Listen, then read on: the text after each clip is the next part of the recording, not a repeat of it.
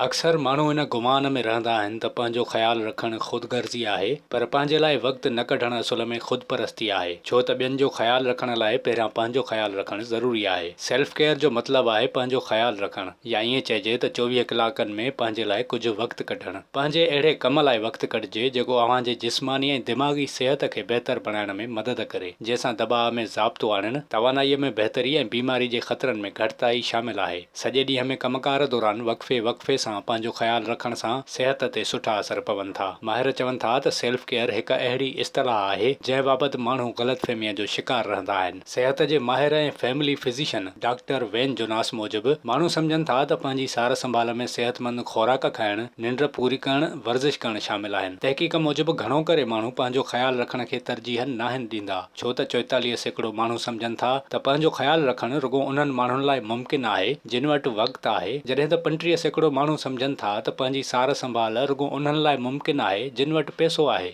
इन हवाले सां डॉक्टर जोनास चवे थो त कुझु माण्हू सेल्फ केयर लाइ वक़्तु कढंदा आहिनि, पर इन दौरान हू जिन सरगर्मियुनि में मसरूफ़ रहंदा आहिनि उहे संदन सिहत लाइ सुठियूं न हूंदियूं आहिनि। घणनि माण्हुनि जो ख़्यालु आहे त पंहिंजो ख़्यालु रखण लाइ वक़्तु कढणु ख़ुदगर्ज़ी आहे। अमरीकी सिहत जे माहिरनि जो इन हवाले सां चवणु आहे त माण्हू, ख़ासि तौर ते औरतूं, चवनि थियूं त खेनि सेखारियो वियो आहे त पहिरियां ॿियनि जो ख़्यालु रखो। असांखे पंहिंजो ख़्यालु कीअं रखणो आहे इहो नाहे ॿुधायो वियो। औरतुनि खे ॿुधायो वेंदो आहे त सॼे ॾींहं जो कमकार करणु, घर जी सफ़ाई करण बाद जॾहिं राति जो ॿार सुम्ही पवनि तॾहिं ई असां पाण लाइ कुझु करे सघूं थियूं, पर सॼे ॾींहं जी थकावट बाद तवानाई नाहे रहंदी। माहिरनि मूजिबि पंहिंजे लाइ वक़्तु न कढणु असुल में ख़ुदगर्ज़ी आहे, छो त ॿियनि जो ख़्यालु रखण लाइ पंहिंजो ख़्यालु रखणु ज़रूरी आहे। सिहत जा माहिर वधीक चवनि था त इंसान पंहिंजे कमनि में जेतिरो बि मसरूफ़ हुजे, उनखे ॿियनि लाइ वक़्तु कढण जे करे पंहिंजे लाइ वक़्तु कढणु घुरिजे, पंहिंजो ख़्यालु रखणु घुरिजे। अहिड़ी सरगर्मी में मसरूफ़ रहणु घुरिजे जंहिंसां संदन दिमाग़ी, ज़हनी ऐं जिस्मानी वाध वेझ मुमकिन थिए। जेसिताईं पैसे जी ॻाल्हि आहे त पंहिंजी सार संभाल करण लाइ असांखे महांगियूं ग़िज़ाऊं ऐं मेवा वठण जी ज़रूरत नाहे। अव्हां रोज़ानी जे मामूल में घणा अहिड़ा कम करे सघो था जेके दॿाउ में घटिताईअ जो सबबु बणिजी सघनि था।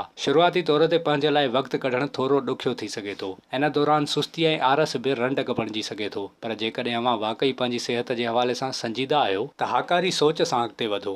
रोज़ानो 30 मिंट वॉक करे पंहिंजो मूड ख़ुशगवार ऐं पंहिंजी सिहत खे बहितर बणाइण में मदद ॾेई सघिजे थी। शुरूआती तौर ते थोरे वक़्त लाइ वर्ज़िश करियो ऐं पोइ वक़्त में आहिस्ते आहिस्ते वाध कंदा वञो। जेकॾहिं हिक वक़्त में अधु कलाक वर्ज़िश नथा करे सघो त उन में का परेशानी जी ॻाल्हि न आहे। अव्हां 10 मिंटनि जी हल्की वर्ज़िश करियो ऐं 20 मिंट वॉक करियो। मुतवाज़िन ग़िज़ा ऐं जजे मिक़दार में पाणी सॼो ॾींहुं अव्हांजी तवानाई ऐं अव्हांजे ध्यान खे बहितर बणाए सघे थो। चांहि या काफ़ी खे महदूद करे छॾियो। पंहिंजे शेड्यूल ते सख़्तीअ सां क़ाइमु रहो ऐं यकीनी बणायो त अव्हां निंड पूरी करे रहिया आहियो। मोबाइल ऐं स्क्रीन टाइम निंड में ख़लल पैदा करे सघनि था। इन लाइ सुम्हण खां अॻु पंहिंजी फ़ोन या कंप्यूटर खे परे रखो। रोज़ानी जे कमनि कारनि जा शेड्यूल ठाहियो ऐं फ़ैसिलो करियो त कहिड़ो कमु करणु घुरिजे ऐं कहिड़ो न। जेकॾहिं अव्हांखे लॻे त अव्हांखे वधीक कमु करणो आहे त कुझु कमनि खे कुझु वक़्त लाइ रोके छॾियो। ॾींहं जी पुॼाणी ते पाण खां सवाल करियो त अॼु अव्हां पंहिंजे लाइ छा कयो। छा अव्हां पाण खे तरजीह ॾिनी? पंहिंजो पाण खे रोज़ानो इहे शयूं यादि ॾियारियो जिन जा अव्हां शुक्रगुज़ार आहियो। उन्हनि शयुनि खे हिकु डायरीअ में लिखो, उन्हनि खे पंहिंजे ज़हन में यादि करियो। हाकारी शयुनि ते ध्यानु ॾियो,